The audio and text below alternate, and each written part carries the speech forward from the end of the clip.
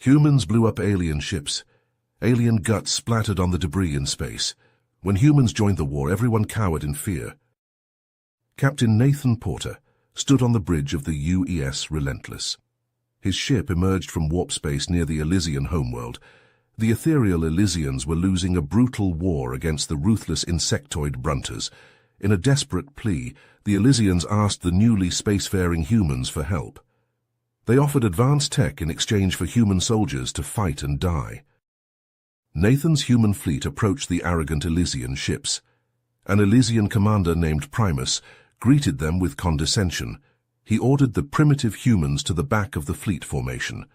Nathan positioned his ships at the front instead. This greatly annoyed Primus. Primus watched smugly as thousands of organic Brunter ships attacked the human vanguard. He expected the Brunters to quickly slaughter the humans, letting his Elysians strike from the sides. If the humans failed here, the war would be lost.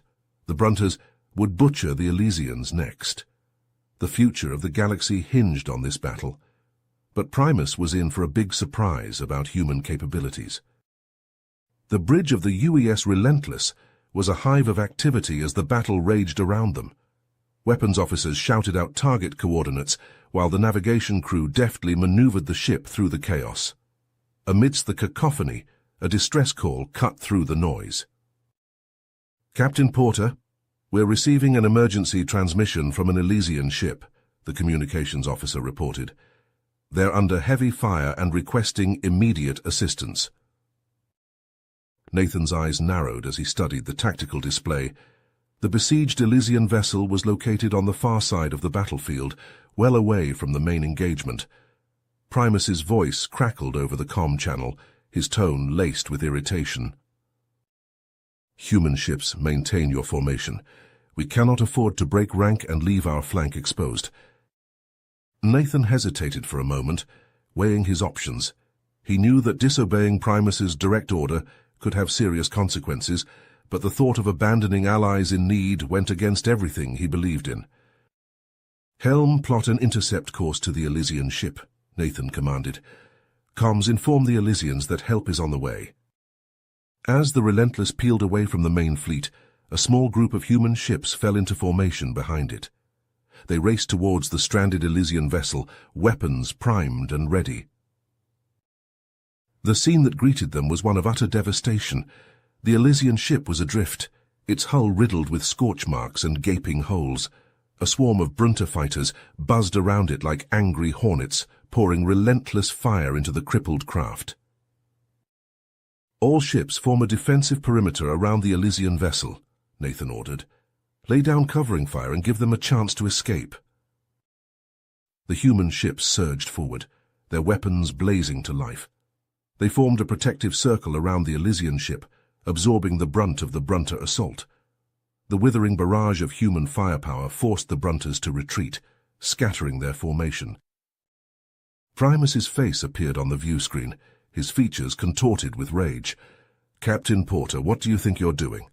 I gave you a direct order to maintain formation." Nathan met Primus's gaze unflinchingly. "I will not abandon allies in need, Commander. We're here to fight alongside the Elysians, not watch them die." Before Primus could respond, the sensor officer's urgent voice filled the bridge. "Captain, we have incoming warp signatures.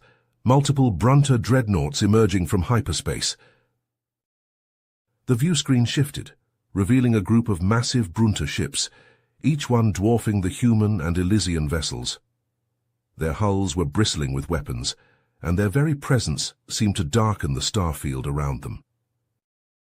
Primus's face paled, and his earlier bravado evaporated. "All ships, retreat immediately! We cannot engage those dreadnoughts head-on." But Nathan had other plans. "Negative, Commander. We're not running from this fight. All human ships engage the dreadnoughts directly. Target their weak points and keep them off balance." The Elysians hesitated, their ships wavering uncertainly. They feared that the humans' reckless tactics would doom them all. But as they watched the human vessels fearlessly charge towards the Brunter behemoths, they felt a surge of inspiration. Reluctantly at first, but with growing determination, the Elysian ships fell in behind their human allies. The battle that followed was unlike anything the galaxy had ever seen. The human ships, tiny in comparison to the Brunter dreadnoughts, wove through the enemy formations with incredible speed and agility. They struck at critical weak points, darting in and out of range before the Brunters could lock on. The Elysians, emboldened by the humans' bravery, fought with renewed vigor. Their ships danced alongside the human vessels, their weapons firing in perfect sync. Together, they chipped away at the Brunter armor, slowly but surely wearing down their defenses. Suddenly, a massive explosion rocked the battlefield. One of the Brunter dreadnoughts, its hull breached by a sustained barrage from the human ships, erupted into a ball of flame. The shockwave rippled outwards, sending debris careening in all directions. The Brunters, thrown into disarray by the loss of their flagship, began to falter. Their formation crumbled as the human-Elysian alliance pressed the advantage, pouring relentless fire into the enemy ranks. Slowly, inexorably, the Brunter ships began to turn tail and flee. The once mighty dreadnoughts limped away from the battlefield, their hulls battered and scarred. The human Elysian fleet surged forward, chasing down the retreating Brunters and hammering them with every weapon at their disposal. On the bridge of the Relentless, the crew erupted into cheers. They had done the impossible, turning the tide of battle against overwhelming odds. Nathan allowed himself a small smile. His eyes locked on the viewscreen as the last of the Brunter ships disappeared into the void. The Elysian High Council chamber was filled with an uneasy silence as the battle reports flooded in. The holographic displays showed the human ships, tiny specks against the vast expanse of space, fearlessly engaging the Brunter dreadnoughts. Elysian commanders watched in disbelief as the humans weaved through the enemy formations, striking at critical weak points with surgical precision. As the Brunter ships retreated, the council members exchanged glances of begrudging admiration mixed with apprehension. They had underestimated the humans, dismissing them as primitive upstarts. But now, faced with the undeniable proof of their valor and effectiveness in combat, the Elysians were forced to acknowledge their allies' strength. Primus, his pride wounded by the humans' success, stepped forward. "We cannot allow the humans to overshadow our own military prowess," he declared, his voice echoing through the chamber. "We must reassert Elysian dominance and prove that we are still the superior force in this alliance." The council members murmured in agreement, their unease growing at the thought of the humans' expanding influence. Primus continued, "I propose a joint operation to seize the Brunter outpost on Xanthus Prime. It is a heavily fortified position, but one that holds immense strategic value. We will take the lead in this assault, with the humans following our command." Nathan, who had been observing the council's deliberations, sensed the Elysians' discomfort with human leadership. He knew that pushing too hard could fracture the already fragile alliance. With a measured tone, he addressed Primus. "Very well, Commander. We will follow your plan and support the Elysian forces in this operation." The combined human-Elysian fleet emerged from warp space near Xanthus Prime, the Brunter outpost looming before them. The planet's surface was a patchwork of fortifications and weapon emplacements bristling with defenses. Swarms of Brunter fighters buzzed around the outpost, ready to meet any incoming threat. Primus, his confidence buoyed by the Council's support, ordered the Elysian ships to commence a frontal assault. Nathan, studying the tactical displays, noticed the outpost's advanced defense systems and the large concentration of enemy forces. He opened a comm channel to Primus, his voice filled with concern. "Commander, I strongly advise against a direct attack. The outpost's defenses are too strong, and we risk heavy casualties." But Primus, his pride overriding his judgment, dismissed Nathan's warnings. "We are Elysians, Captain Porter. We do not cower before the enemy. Commence the attack." The Elysian ships surged forward, their weapons blazing as they engaged the Brunter defenses. But as they closed in, the outpost's weapon systems sprang to life, unleashing a barrage of fire that seemed to anticipate the Elysians' every move. The Elysian ships were quickly overwhelmed, their shields failing under the onslaught. Nathan, watching the battle unfold with growing alarm, realized that the Brunters must have adapted to Elysian tactics and technology. They had laid a trap, and Primus had walked right into it. With a heavy heart, Nathan gave the order, "All human ships fall back and regroup. We need to reassess our strategy." Primus, his ships taking heavy fire, stubbornly refused to retreat. "Negative, Captain Porter. We will not abandon this fight. All Elysian ships, press the attack." But it was a futile effort.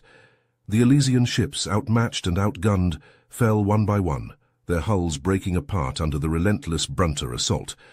Primus's ship, its shields failing, took a direct hit from a Brunter plasma cannon. The once proud vessel erupted into a ball of flame, scattering debris across the battlefield. Nathan, his heart heavy with the loss of Elysian lives, knew that he had to act quickly. He turned to his weapons officer, his voice filled with determination. "Prepare a volley of EMP missiles. Target the outpost's defense systems and communication arrays."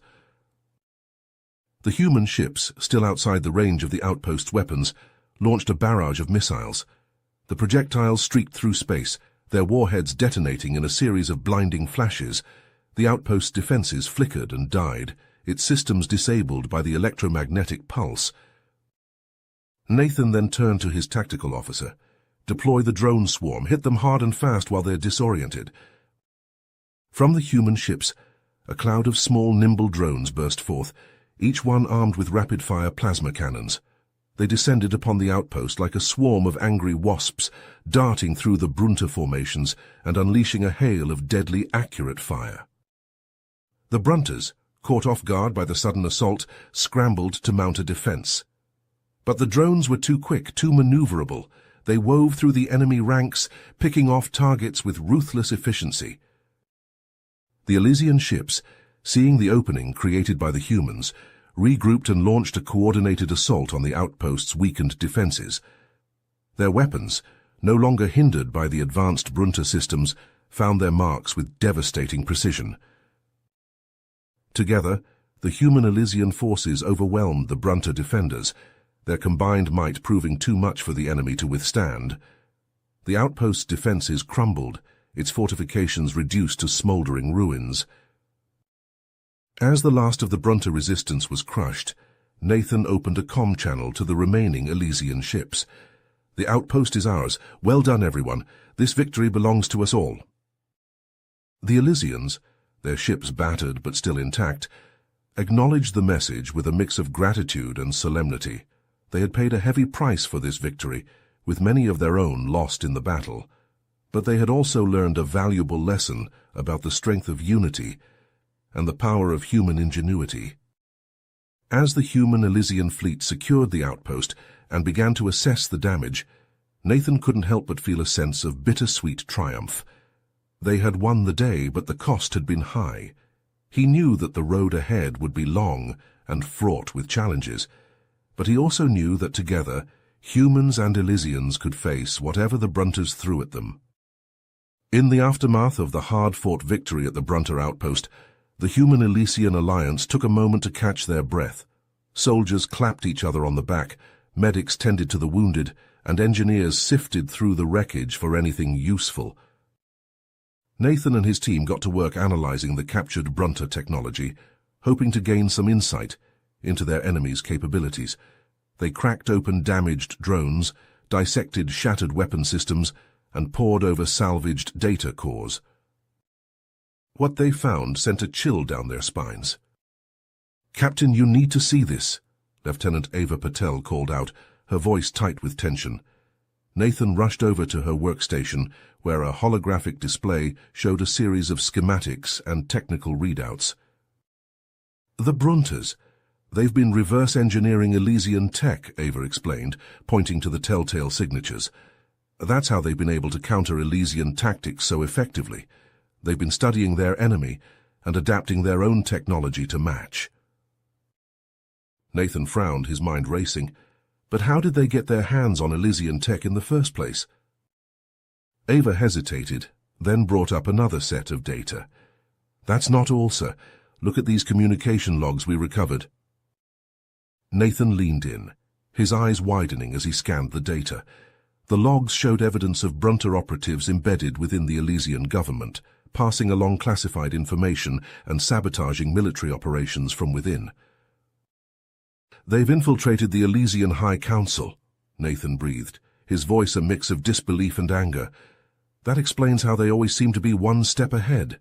They've got inside help." Nathan knew he had to bring this information to the Elysians immediately. He gathered his evidence and requested an audience with the High Council, hoping that they would see the gravity of the situation and take action. But when Nathan presented his findings to Primus and the other council members, he was met with a wall of skepticism and hostility. "You expect us to believe this fantasy?" Primus sneered, his eyes narrowing. "The great human captain trying to undermine our authority with baseless accusations." The other council members murmured in agreement, their expressions ranging from doubtful to outright hostile. Nathan tried to reason with them, pointing to the evidence and urging them to investigate further, but Primus cut him off, his voice dripping with disdain. "I think we've heard enough of your lies, Captain Porter. It's clear that you and your kind are not to be trusted.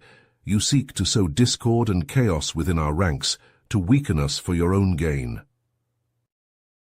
Primus turned to the other council members, his voice rising with righteous indignation. "I move that we expel the humans from our space, effective immediately.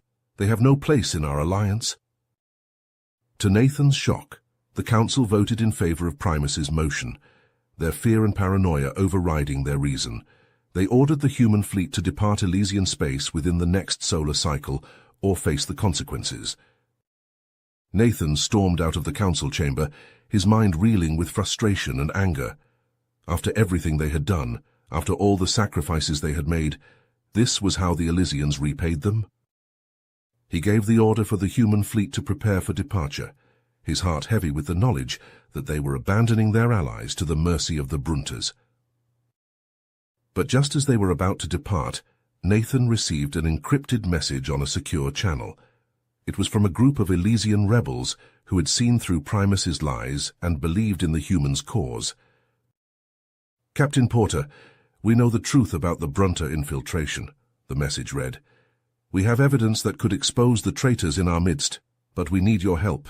Please, don't abandon us now." Nathan hesitated, torn between his duty to his own people and his desire to help the Elysians who had stood by them. In the end, he knew he couldn't turn his back on them. He made a decision that would change the course of the war. Nathan ordered the majority of the human fleet to return to Earth, while he and a hand-picked team of elite soldiers and engineers stayed behind to assist the Elysian rebels. They went underground, working in secret to gather evidence and recruit supporters. They moved through the shadows, always one step ahead of Primus's security forces, slowly building a case against the corrupt High Council. As they delved deeper into the conspiracy, they uncovered a truth that shook them to their core. The Brunter infiltration went far beyond the Elysian government. The insectoids had been manipulating the war from the very beginning, playing the Elysians and humans against each other for their own twisted purposes. Nathan and the rebels exchanged grim looks as they pored over the damning evidence. They knew they were up against a foe more cunning and ruthless than they had ever imagined. But they also knew that they couldn't back down now, not when the fate of both their species hung in the balance. They steeled themselves for the fight ahead, knowing that they were the only ones who stood between the Brunters and total domination. It would be a battle fought in the shadows, a war waged with secrets and lies as much as guns and ships. But they were ready, they had to be. The future of the galaxy depended on it. The Elysian capital was in chaos. Alarms blared, soldiers ran to their posts and civilians cowered in their homes as Nathan and the rebel forces stormed the High Council chambers. They'd spent weeks planning this moment, gathering supporters and stockpiling weapons. Now armed with the knowledge of the Brunter infiltration, they were ready to strike. Nathan led the charge, his pulse rifle blazing as he cut down the guards at the entrance. The rebels poured in behind him, engaging the council's loyalists in a fierce firefight. Energy bolts crisscrossed the chamber, scorching the walls and shattering the ornate furniture. "Push forward," Nathan shouted over the din of battle. We need to secure the council members. The rebels surged ahead, taking heavy casualties but slowly gaining ground. Nathan spotted a group of councillors trying to flee and sprinted after them, dodging and weaving through the crossfire. He caught up to them in a side corridor, leveling his rifle at the cowering Elysians. "Surrender and you won't be harmed," he growled. But as he approached, one of the councillors lunged at him with a hidden blade. Nathan reacted on instinct, putting a bolt through the attacker's chest. The councillor fell to the ground, dead before he hit the floor. Nathan turned back to the others, his eyes hard. "Anyone else feeling brave?" The remaining councillors quickly dropped their weapons and raised their hands in surrender. As Nathan secured the prisoners, his comm crackled to life. "Captain, we've got a problem," came the voice of Ava Patel, his second in command. "Primus is trying to escape. He's heading for the hangar bay." Nathan cursed under his breath. "I'm on my way. Keep him contained." He sprinted through the halls, following the signs to the hangar. When he arrived, he found Primus cornered by a group of rebels, his once pristine robes singed and tattered. "It's over, Primus," Nathan called out, aiming his rifle at the Elysian leader. "Surrender and you'll get a fair trial." Primus laughed, a harsh, grating sound. "You fool," he spat, "you have no idea what you've done." "We know about the Brunter infiltration," Nathan countered. "We know you've been working with them." "You think this is just about the Elysians?" Primus sneered. "The Brunters have been playing you from the start. They've infiltrated your government, your military, your entire society. This war was never about conquest. It was about weakening both our races, making us ripe for the taking." Nathan felt a chill run down his spine. "You're lying," he said, but there was a tremor of doubt in his voice. "Am I?" Primus grinned, a vicious, predatory expression. "Go ahead, run back to your precious Earth. See how long it takes for the Brunters to crush your pathetic defenses." Nathan hesitated, his finger tightening on the trigger. He wanted to put a bolt right between Primus's eyes and be done with it. But if what the traitor said was true... He lowered his rifle, his mind racing. If the Brunters had infiltrated the human government, then returning to Earth would be playing right into their hands. He'd be walking into a trap, leaving the Elysians to fend for themselves.